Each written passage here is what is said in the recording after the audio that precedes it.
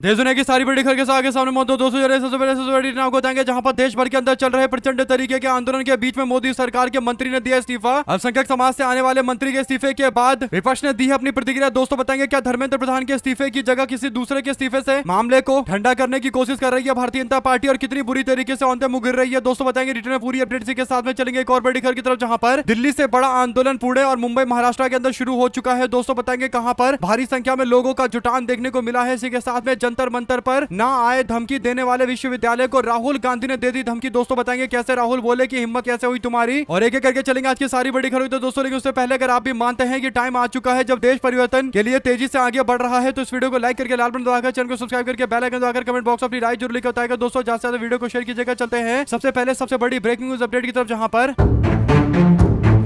धर्मेंद्र प्रधान के इस्तीफे को लेकर लगातार देश भर के अंदर प्रचंड आंदोलन चल रहा है। दोस्तों जंतर मंतर तो केवल नाम के लिए है बल्कि पूरे देश भर के अंदर जंतर मंतर से भी बड़ा प्रदर्शन चल रहा है और कहीं ना कहीं लगातार स्थिति और ज्यादा भयंकर होती चली जा रही है। चाहे अरुणाचल प्रदेश हो, मेघालय हो या फिर कर्नाटका हो या फिर महाराष्ट्र हो, राजस्थान हो, बिहार हो, मध्य प्रदेश हो, हर जिले के अंदर हर राज्य के अंदर कोई ना कोई बड़ा राजनीतिक कार्यक्रम देखने को मिल रहा है केवल और केवल एक ही मामले को लेकर दोस्तों, वो शिक्षा के मामले को लेकर, यानी पूरे देश के अंदर एक अलग तो जग चुकी है दोस्तों। और धीरे धीरे करके इस्तीफे की मांग को लेकर आंदोलन और ज्यादा प्रचंड होता चला जा रहा है। लेकिन भारतीय जनता पार्टी इस पूरे मामले से कन्नी काटने की कोशिश कर रही है दोस्तों, यानी छोटे मोटे इस्तीफे करवाकर मंत्री को बचाने की पूरी कोशिश कर रही है। कभी एनटीए के अंदर 147 के आसपास लोगों के इस्तीफे को लेकर खबरें चलवाई जाती है दोस्तों। कभी दावा किया जाता है कि शिक्षा विभाग के सचिव को हटा दिया गया है लेकिन उसको हटाकर एग्रीकल्चर में भेज दिया जाता है, यानी उसको एक और बड़ा मंत्रालय वाला पोस्ट दे दिया जाता है दोस्तों, यानी एक और बड़े पोस्ट पर भेज दिया जाता है। इससे पता चलता है कि ये कोई सजा नहीं थी बल्कि एक तरीके से प्रमोशन ट्रांसफर था। और इसके बाद जिस व्यक्ति को लेकर आया गया दोस्तों उस पर पहले से ही भ्रष्टाचार के आरोप लगे और इसके बाद बीजेपी के लोग और ज्यादा इधर उधर की बातें कर रहे हैं दोस्तों। जैसे तैसे धर्मेंद्र प्रधान को बचाने की कोशिश कर रहे हैं। अब जो ताजा मामला सामने आया है वो केंद्र सरकार के राज्य मंत्री से जुड़ा हुआ सामने आया है, जहां पर भारतीय जनता पार्टी की सरकार में केवल 2 ही 3 अल्पसंख्यक मंत्री बचे हुए हैं दोस्तों, जिसमें से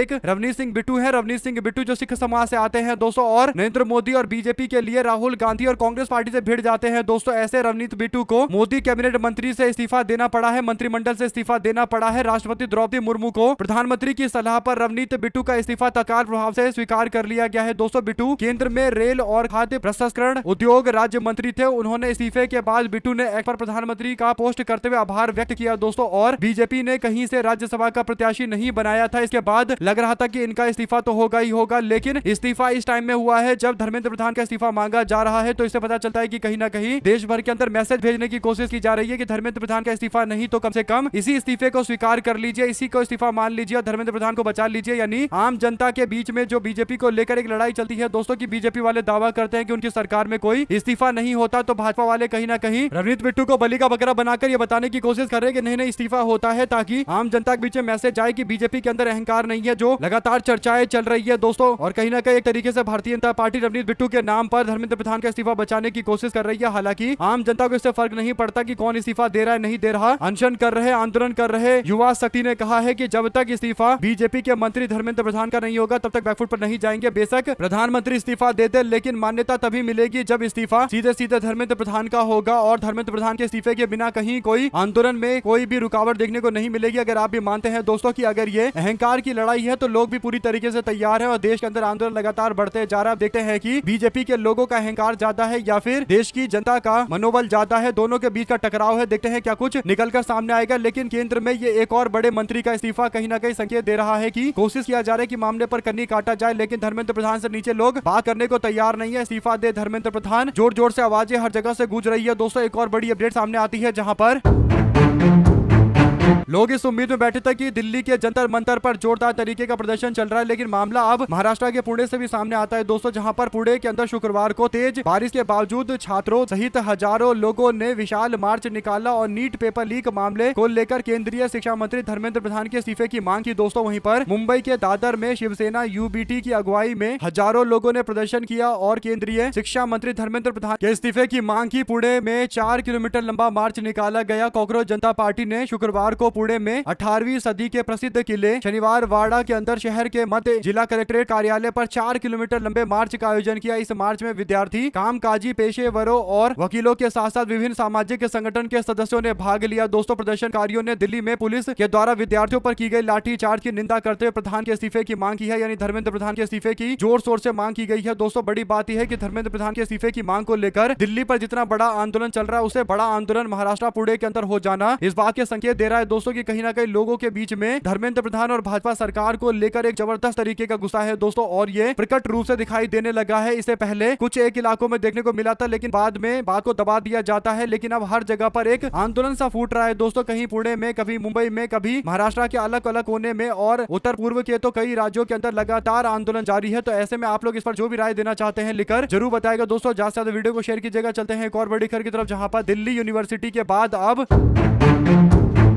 प्रतिष्ठित जेएनयू यूनिवर्सिटी ने भी जंतर मंतर पर अभिजीत दीप के कॉकरोच जनता पार्टी के बुलाए गए विरोध प्रदर्शन में शामिल नहीं होने की सलाह अपने छात्रों और टीचरों को दी है दोस्तों। एसोसिएशन ऑफ इंडियन यूनिवर्सिटीज यानी AIU, Delhi university, IIT Roorkee और IIT मद्रास की ओर से ऐसी सलाह जारी किए जाने के बाद जेएनयू ने भी अपने समुदाय से यानी अपने छात्रों और टीचरों से कहा है कि वो जंतर मंतर पर होने वाले सभाओं से दूरी बनाने की कोशिश करे, और ये सलाह वाइस चांसलर प्रोफेसर शांति श्री धूलीपूड़ी पंडित के नेतृत्व में जारी की गई दोस्तों, जो 2022 से यूनिवर्सिटी के प्रमुख हैं। आपको बता दें कि जेएनयू ने सुप्रीम कोर्ट के निर्देश का हवाला देते हुए कहा कि हितधारकों और जिम्मेदारी से काम करना चाहिए, यानी जितने भी हितधारक हैं उनको जिम्मेदारी से काम करना चाहिए और अपनी व्यक्तिगत सुरक्षा को प्राथमिकता देनी चाहिए। विश्वविद्यालय ने छात्रों, शिक्षकों और कर्मचारियों से नई दिल्ली के जंतर मंतर या आसपास के इलाकों में होने वाली सभाओं में भाग लेने या वहां जाने से परहेज करने का आग्रह किया दोस्तों, जिसमें सार्वजनिक प्रदर्शनों पर सुप्रीम कोर्ट के निर्देश का हवाला दिया गया। उन्होंने कहा कि जेएनयू के एकेडमिक समुदाय से जुड़े सभी लोगों को सलाह दी जाती है कि वे जिम्मेदारी से काम ले, अपनी निजी सुरक्षा को प्राथमिकता दे और सार्वजनिक प्रदर्शन के बारे में भारत के माननीय सुप्रीम कोर्ट के निर्देशों के अनुसार आपसे अनुरोध है कि आप नई दिल्ली के जंतर मंतर या उसके आसपास होने वाली सभाओं में शामिल ना हो और ना ही वहां पर जाए। तो ऐसे में आप लोगों की क्या राय है पूरे मामले पर दोस्तों लिखकर जरूर बताएगा, क्योंकि राहुल गांधी ने पूरी तरीके से अड़का दिया और कह दिया है कि हिम्मत कैसे हो गई, और साफ तौर पर बोला है कि आने वाले दिनों के अंदर सबका हिसाब होगा। यानी जो दिल्ली यूनिवर्सिटी, जेएनयू यूनिवर्सिटी और जितने भी बड़े बड़े यूनिवर्सिटी है दोस्तों, विश्वविद्यालय है, जो छात्रों को और शिक्षकों को आने से रोक रहे हैं, जबकि ये लोगों का अधिकार है विरोध प्रदर्शन करने का, तो ये जो हरकतें की जा रही है दोस्तों, इस बात को लेकर काफी ज्यादा गुस्सा प्रकट किया जा रहा है। आप लोग अपनी राय जरूर लिखकर बताएगा। ज्यादा से ज्यादा वीडियो को शेयर कीजिएगा। चलते हैं एक और बड़ी खबर की तरफ, जहां पर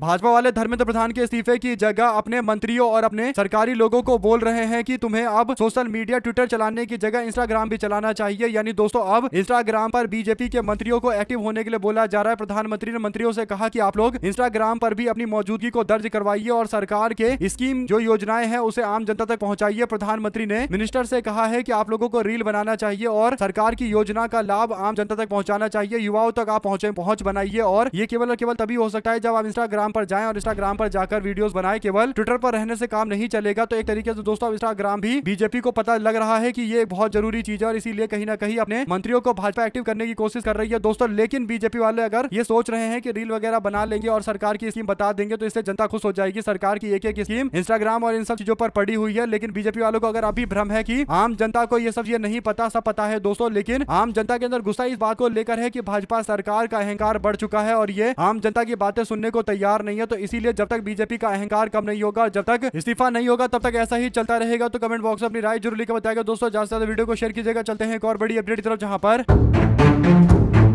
दिल्ली के अंदर युवाओं और छात्रों की पिटाई के विरोध में शुक्रवार को कांग्रेस पार्टी ने राजधानी का मार्च निकाला दोस्तों। प्रदेश के अध्यक्ष अजय राय के नेतृत्व में निकाले गए इस मार्च में कैंडल मार्च के जरिए शिक्षा मंत्री धर्मेंद्र प्रधान से इस्तीफा देने और प्रधानमंत्री नरेंद्र मोदी से छात्रों से माफी मांगने की मांग की गई दोस्तों। बड़ी बात यह कि प्रदेश के अध्यक्ष अजय राय के नेतृत्व में पहले पार्टी नेताओं ने प्रदेश मुख्यालय में बैठक की दोस्तों, फिर वहां से कैंडल मार्च निकाला और वे गांधी प्रतिमा जीपीओ हजरतगंज जाना चाह रहे थे, लेकिन पुलिस ने प्रदेश कार्यालय के आगे बढ़ते ही बैरिकेडिंग लगाकर रोक दिया दोस्तों। ऐसे में कांग्रेस पार्टी के नेता माल एवेन्यू चौराहे पर स्थित भारत रत्न पूर्व प्रधानमंत्री राजीव गांधी की प्रतिमा पर पहुंचे और वहां पर माल्यार्पण किया। इस दौरान जिला अध्यक्ष रुद्रमन सिंह और बबलू और शहर के अध्यक्ष अमित श्रीवास्तव त्यागी और मुकेश सिंह चौहान के साथ साथ शिव पांडे, प्रियंका गुप्ता और सचिन रावत के साथ साथ सुरेंद्र यादव और अनामिका यादव के साथ साथ ओमकार नाथ सिंह और अखिलेश शुक्ला के साथ साथ वीरेंद्र मदान और डॉक्टर अमित राय, डॉक्टर विचा कौशिक मौजूद रहे दोस्तों। ऐसे में सारे लोगों ने एकजुटता के साथ में मार्च निकाला है। तो कांग्रेस पार्टी तो कई जगह पर मार्च निकालती है, लेकिन लेकिन ये मार्च काफी बड़ा हुआ था दोस्तों। एक तरीके से एजुकेशन डिमांड्स इंटीग्रिटी, यानी एजुकेशन जो है वो इस बात की मांग करती है कि एकीकरण होना चाहिए, यानी किसी भी तरीके से एजुकेशन में कोई भी खिलवाड़ नहीं होना चाहिए। धर्मेंद्र प्रधान जब तक कुर्सी पर बैठे हैं ये खिलवाड़ होता रहेगा, इसीलिए इस्तीफे की मांग को यहाँ पर भी इस मार्च के अंदर भी जोर शोर से उठाया गया दोस्तों। ऐसे में आप लोग क्या क्या कहना चाहते हैं लिखकर जरूर बताएगा। चलते हैं एक और बड़ी अपडेट तरफ, जहां पर राहुल गांधी ने ऐसी फटकार लगाई कि नरेंद्र मोदी दूसरे वीडियो के साथ में अगले दिन आ गए। यानी हुआ ये कि बीते दिन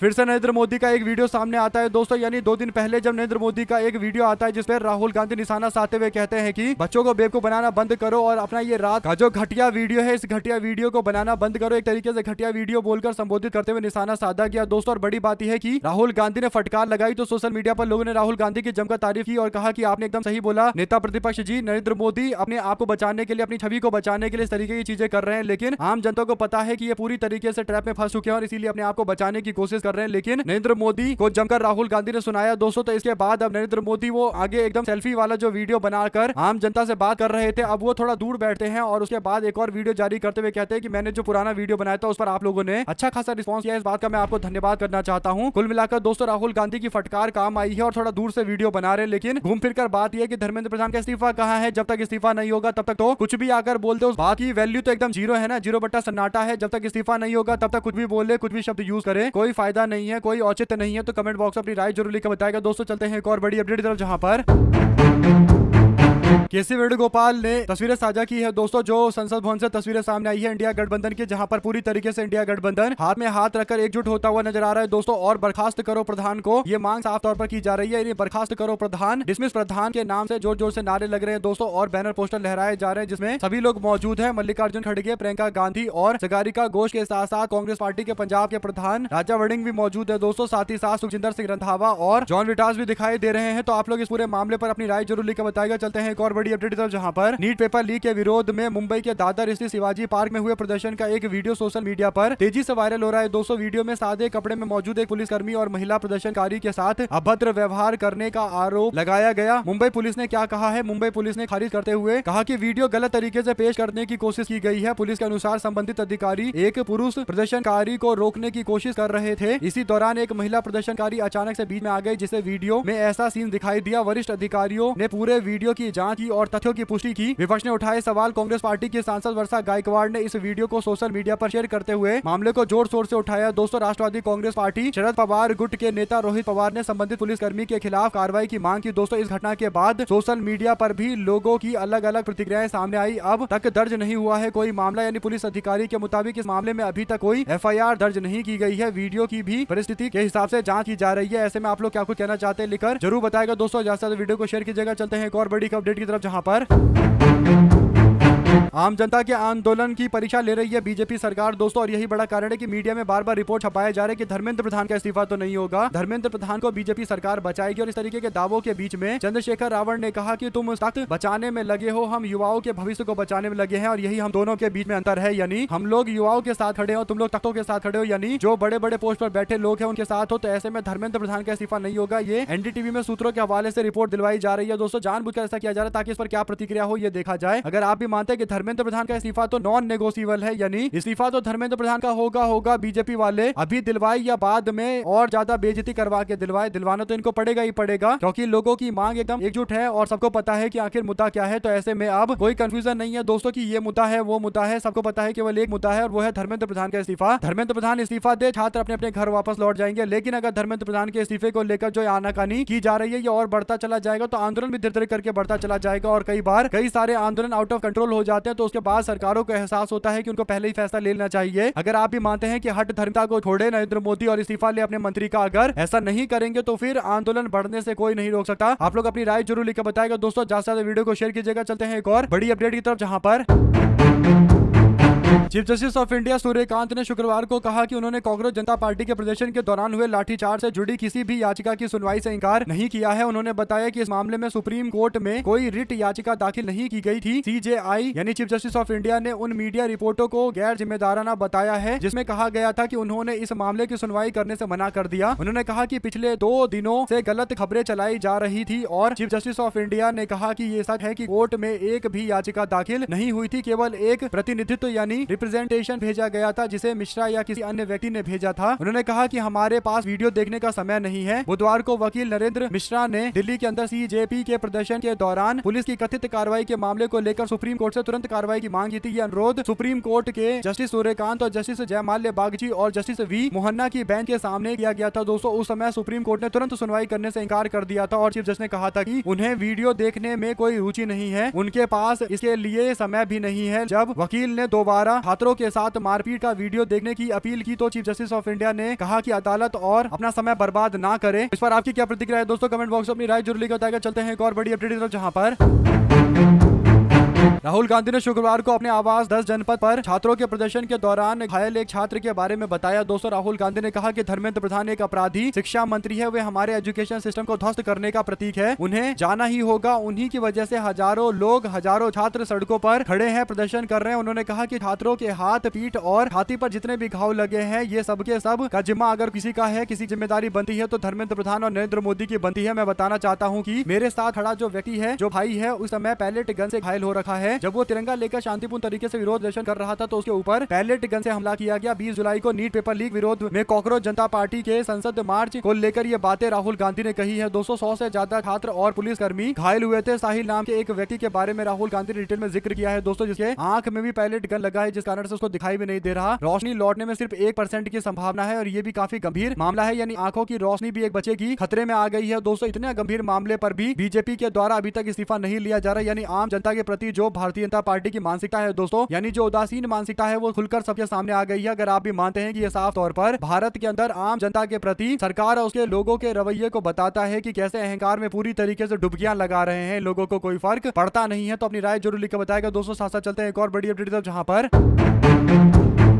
पेपर लीक के संशोधन बिल को कैबिनेट में मंजूरी मिल गई है। 200 सूत्रों के मुताबिक शुक्रवार को संसद में प्रधानमंत्री मोदी की अध्यक्षता में कैबिनेट की बैठक होती है। संसदीय कार्य मंत्री किरेन रिजिजू ने कहा कि ये बिल अब सोमवार 27 जुलाई को ही संसद में पेश किया जाएगा। जब केंद्रीय मंत्री अश्विनी वैष्णव कैबिनेट के फैसले की जानकारी देने आए तो उन्होंने पहले पेपर लीक संशोधन बिल पर कोई जवाब नहीं दिया। वैष्णव ने मीडिया से बातचीत की और मीडिया के सवालों पर बार बार केवल एक ही शब्द कहा। एक रिपोर्टर ने कहा कि आज कोई पेपर लीक नहीं हो रहा और वो घूम फिरकर बात को टालने लगे। दोस्तों दरअसल प्रधानमंत्री नरेंद्र मोदी ने एक वीडियो जारी किया था, उसके बाद से भाजपा के मंत्री भी इस पर चुप्पी साधे बैठे हुए हैं। दोस्तों लोग सवाल पूछ रहे हैं तो कोई जवाब नहीं आ रहा, यानी बीजेपी के बड़े बड़े नेता, खासकर जो मुंहफट नेता होते हैं दोस्तों, बड़बोले नेता हैं, जब उनसे पेपर लीक के मामले पर सवाल पूछा जाता है तो ये लोग कन्नी काट काट कर भाग रहे हैं। तो इनको पता चल चुका है कि पेपर लीक ऐसा मामला है जिस पर बोलने के लिए इनमें हिम्मत नहीं है। अगर आप भी मानते हैं कि अश्विनी वैष्णव का नंबर भी धीरे धीरे करके आएगा। अभी जो रेल मंत्रालय है उसके अंदर जो परीक्षाएं कम हो रही है दोस्तों, जिस तरीके से भर्तियां कम हो रही है, तो ये भी अभी आने वाले दिनों के अंदर नंबर में लगने वाले हैं। इनसे भी सवाल पूछा जाएगा तो सारे मंत्रियों का नंबर धीरे धीरे करके आएगा। पहले धर्मेंद्र प्रधान इस्तीफा दे, उसके बाद दूसरे मंत्रियों के पास यानी नितिन गडकरी के पास जाएंगे और उसके बाद इनके पास भी आएंगे। तो धीरे धीरे करके ये पूरा कारवां है चलता चला जाएगा और पहले धर्मेंद्र प्रधान का इस्तीफा तो होगा ही होगा। बीजेपी के लोग डिले करने की कोशिश कर रहे हैं, लेकिन कब तक करेंगे, सवाल सबसे बड़ा ये है। साथ साथ चलते हैं एक और बड़ी अपडेट की तरफ दोस्तों, जहां पर